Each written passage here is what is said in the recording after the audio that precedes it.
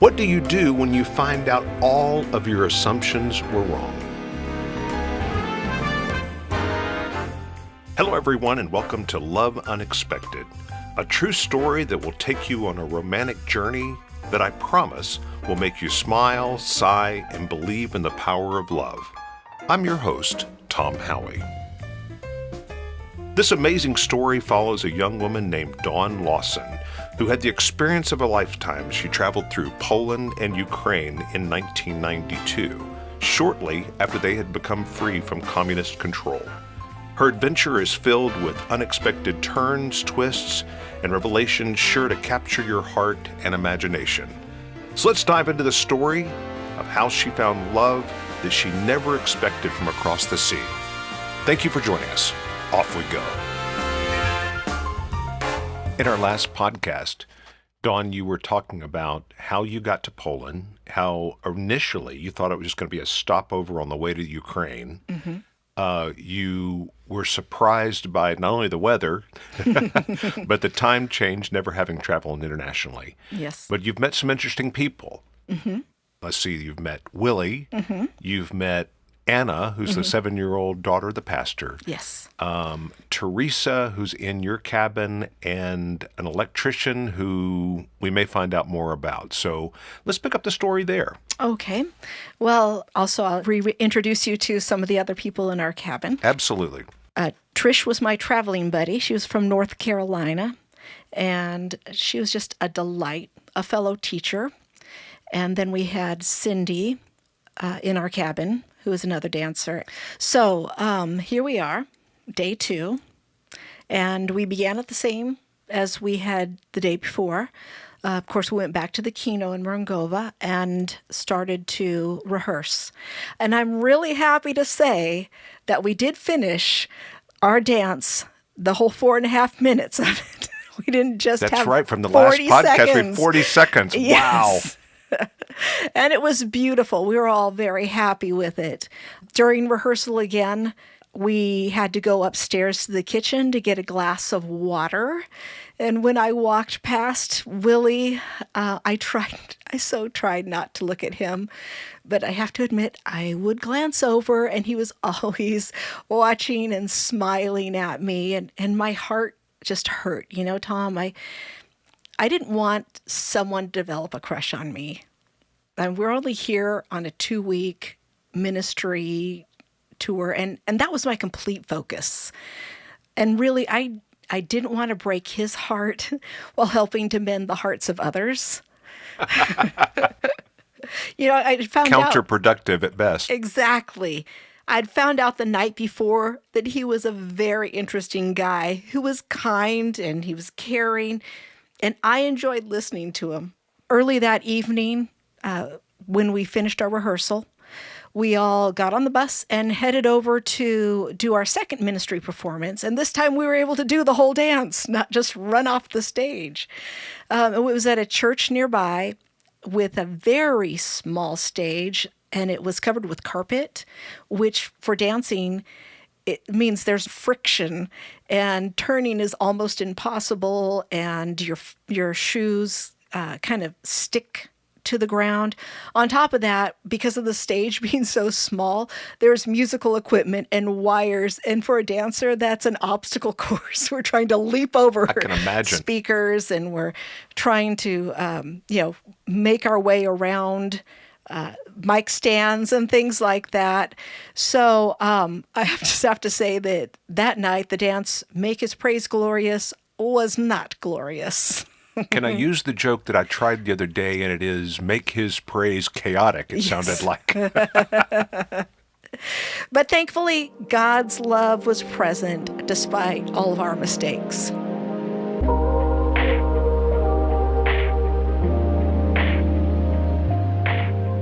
After that evening show, we went back to the Kino, and we all walked to a little restaurant for dinner.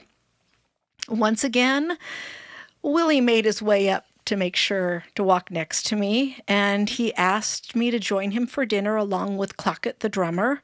And I'll be honest with you, I was nervous to sit at a table for 4 just me and three guys. I kind of needed girl power there so I could converse with them too.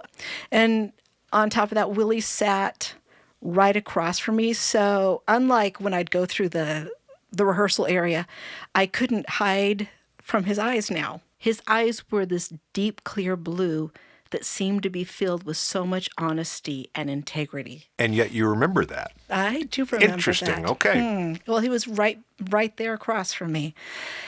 So during dinner, little Anna, the pastor's daughter, came over, and she was just hugging me, and she was singing to me, and she was playing with my hair. And I noticed that, the guys were smiling at this, and Neil announced, "Well, there's a rare woman for you. Most American women don't like the hair to be touched."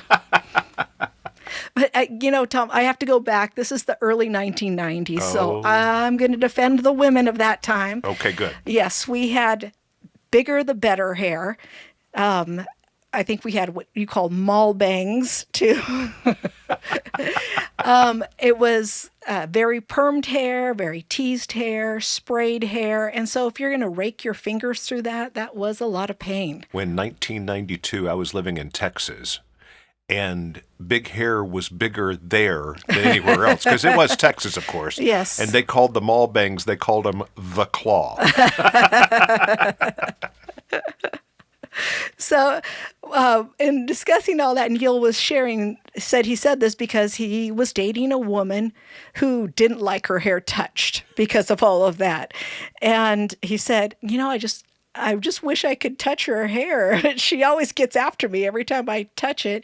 And so I thought, well, I'm just going to carry on this conversation. I turned to Clackett, and I asked him who the special woman was in his life. And he said he had two. His wife and his daughter. Oh, that's cute. Yeah, it is. And I looked over at Willie, and he was looking at me like he was waiting for me to ask him the same question. But for some reason, I just couldn't. I mean, my heart and my mind were in this weird battle. I mean, my heart was saying, what if he says he has a girlfriend? And my head was saying, so what? You're not attracted to him. Then as we all got up and we started walking back to the bus, and Willie, of course, was walking with me, and he told me that he had a 7-year-old daughter named Sarah, and then she would love me. And instantly, my heart sank. And I thought, oh my gosh, he's married. And this is just like shouting in my head. And then I had this little sassy talk with myself, and I said, so what? What does that matter? Exactly.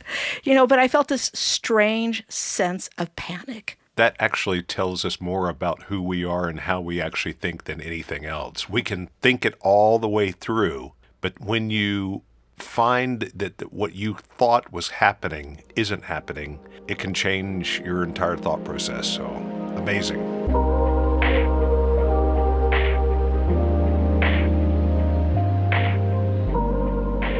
Then Willie told me he was divorced, and he was raising his daughter on his own. Her name was Sarah, and she attended an American Christian school in Warsaw. And he told me that the school needed an American teacher on the staff, and the current one was actually going home to the States, so that position was going to be open. Tom, the lights went on inside of me, and I was like, okay, this is why God had me meet Willie, and this must be why Willie wanted to be around me and talk to me. How perfect was this? I mean, my heart was drawn to people of Eastern Europe. I was a licensed teacher, and I had just turned down renewing my contract to teach at the school in Maryland because I knew God had another teaching position for me somewhere else. I just didn't know where until that night. And Willie said, I'll speak to the principal and help you apply for the teaching job. And I was just over the moon. I mean, this was truly my purpose now. I thought, I'm going to move to Poland. I'm going to dedicate myself to teaching the children there. I mean, this had to be the next big step in my exciting God adventure. That's amazing. I mean, you thought that Poland was going to be a stop on the way. You meet this guy who's just there, and he's going to help you walk in even a completely different path. You were there to dance, right? Yes, I was there to be a part of a 2-week mission trip. Wow. And now it looks like it's a career change. That's amazing.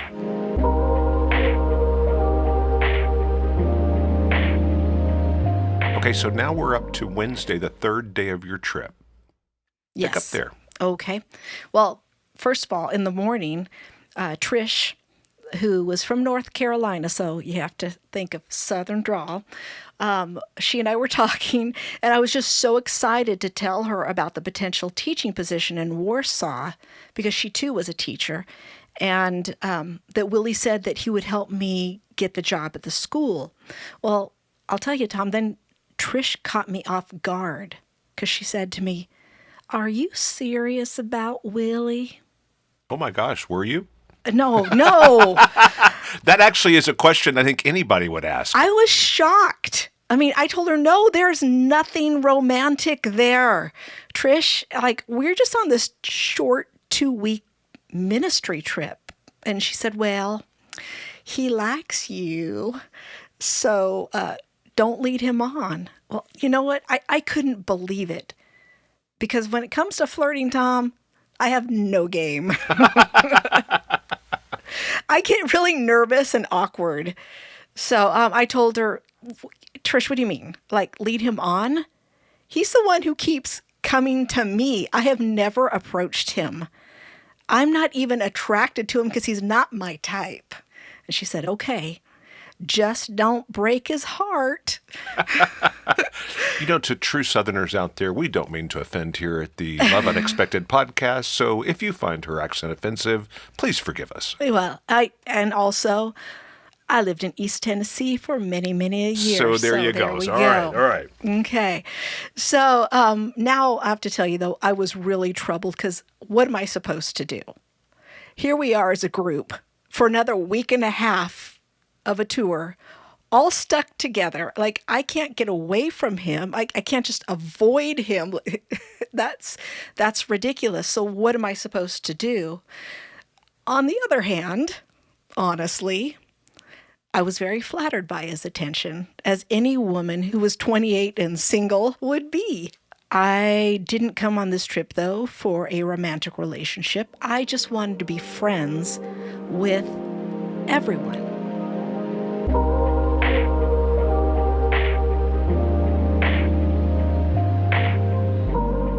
So what I'm picking up, Dawn, is when you got to Poland, things were a little bit different from what you originally expected. You have fallen in love with the Polish people. You found out things about Poland that you never knew before.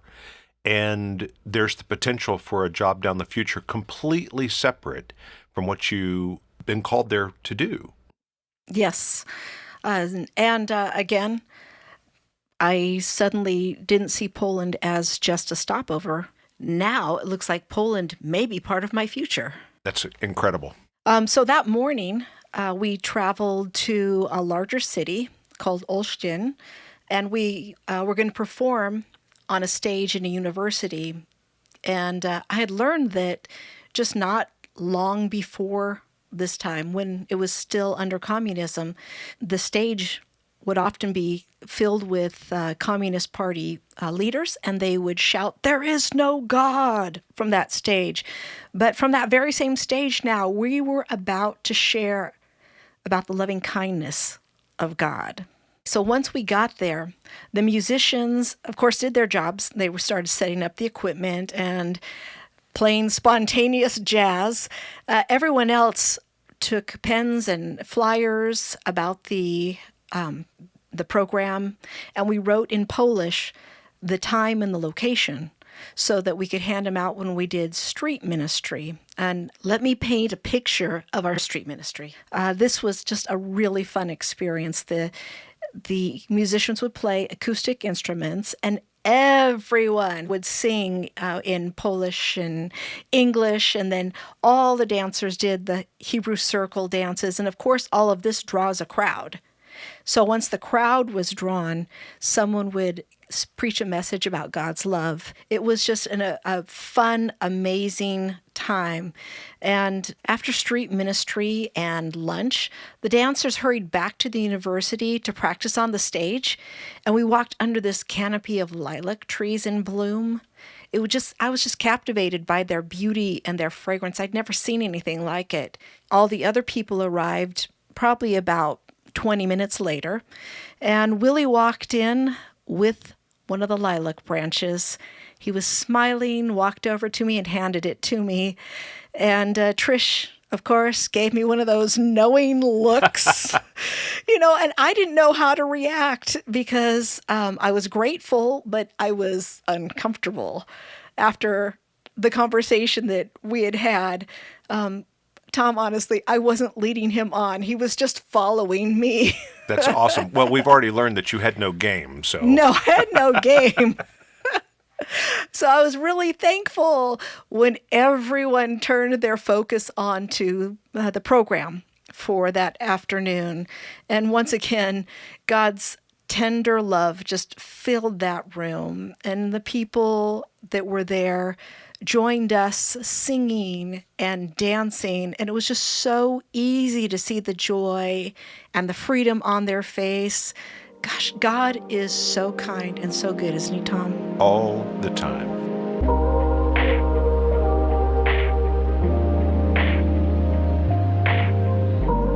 That evening, the campsite restaurant served us trout. And my brother and I grew up hearing my grandmother tell us, "Don't swallow a fish bone. It'll get stuck in your..." Where's this woman from? I'm confused now. She's from Idaho. Oh, okay. Okay. "Don't swallow a fish bone. It'll get stuck in your throat and kill you." I think we all heard that as children. I'm scared to eat fish half the time, and I love it. Well, I'll tell you, yeah, this has still haunted my brother and I up into adulthood. So while everyone was happily just talking and eating both of their trout, I'm focused solely on combing through every bit of the meat. And I got through, I think, one trout, and I had a little pile of hair-like bones to the side of the plate. And because of this, Trish and I were the very last ones in the restaurant because I had to comb through every bit, and I was still hungry and eating very slowly. So then we started making our way back to the cabin. And of course, everyone else is gone, and it's dark. And we got to the cabin, and just before we got to the door, we started hearing some things, and we're wondering, like, what is that sound? And we thought, is someone throwing rocks onto our roof, or what is that? We went on inside, and we shut the door, and probably 10 minutes later, someone started pounding on the door. Oh. Yeah, and so Teresa went and opened the door, and there was that electrician from 2 nights before standing there holding a long metal pole. He smiled at Teresa, and then he acted confused when he realized that all 4 of us ladies were there. Wow. We didn't know why he was in our cabin, and he spoke only Polish, so we couldn't talk to him. We could tell by the smell that he had been drinking. He was a little drunk, and he suddenly turned off the lights in our cabin, and he blocked the door, and he held that metal rod out in front of him so that we couldn't get past him. And so he was acting like he was trying to protect us from something, but we didn't know what it was. We asked him to leave, of course, not in Polish. He didn't understand it. Didn't speak English, so. And when we tried to open the door, he wouldn't allow us to do it. And so we couldn't get out of there. We were stuck in the cabin with him in the dark and a metal pole. So Trish stayed downstairs with Teresa while Cindy and I ran up to the loft and began to make an escape plan. Good. Excellent. Everyone needs an escape plan from a crazed electrician with a long metal pole. Well, we realized, of course, first we have to get help. And so we decided that we would go out the sliding glass door that led to the back deck climb off the deck, and then run through a very dark field to the nearest cabin. And we also decided we needed weapons, and we would probably hand them off to the girls down below so they could protect themselves. And we looked around to see what we had. We had a wooden hanger and a hand mirror for hitting. And then Cindy found a can of hairspray. Of course, we had hairspray. And that was work for mace. Beautiful. Yes. So we snuck downstairs and told the other two girls our plan and gave them the weapons. And then they distracted the man while we made a break for it out the sliding glass door. And when he saw what we were doing, he ran over and tried to stop us. But we hurried out and we ran out with all of our might. We ran to the first cabin. It just so happened to be two American singers, Steve and Neil's cabin, and we told them the situation. And then all four of us ran to Lindsay's cabin, the tour director, and told him the situation. Then he sent Cindy and Steve back to our cabin to be with the girls so that someone was there and a guy was there. Sure. And Neil and me, he sent to Willy and Clackett's cabin so that we could get someone to speak to this man who was holding us hostage. My adrenaline is pumping so strong. 100%. Absolutely. Wow. Neil and I ran, and we got to Willy and Clackett's cabin, and we were pounding on the door, and we had to stand there and wait for someone to open it, and it seemed like forever. And when it finally opened, there was Willy. He was in his underwear and a T-shirt, but I didn't even notice it because I was in full panic mode. We told him about the man holding us, Trish and Teresa, hostage in our cabin, and we said we needed him there now to help. But it seemed like it took Willy a little bit of time to process what we had said. And then he started getting dressed. And that's Tom. That's what I realized. He wasn't wearing pants. And I quickly turned around. And Willy said, well, what is she doing? And Neil said, she's being polite because you're putting on your pants. And Willy started laughing. And he told him, well, that's silly. She's already seen me in my underwear. So I stood there with my back to the guys, and I started getting really impatient, and my heart, again, was just pounding so hard with all the adrenaline, and I thought, gosh, Willy just seems to be taking his time, and why is he joking around with Neil? I mean, I'm honestly scared because I'm sure that my friends are in danger, and my mind began to question, gosh, is he really wasting time? Tom, there was something inside of me that thought that Willy would be a hero and come quickly to save us, but no. Instead, he was acting like this was no big deal. And then when he finally came to the cabin with us, he did take the man outside. He talked to him, and he settled that whole situation.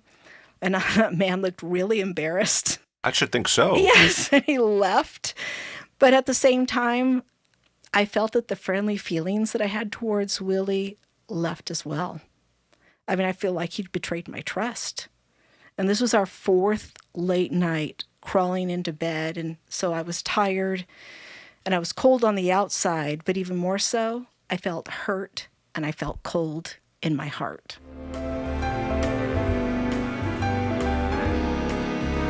Well, that wraps up this episode of Love Unexpected. Please join us next week for our next episode. To see photos and video clips that go along with this episode, go to our website, loveunexpected.us. You can also find a link to our website in our episode guide. We'd love to hear from you, so email us your comments and questions about this episode to our webpage. Again, loveunexpected.us. If you enjoyed the show, we'd love for you to share our podcast with your family and friends. You can listen to Love Unexpected on your favorite podcast platforms. We invite you to follow our social media at Love Unexpected Podcast on both Instagram and Facebook. We look forward to connecting with you. Our producer for this show and creator of original music is Joe E.P. Music. Our host, Tom Howie. Our writer is Dawn Prushkovsky.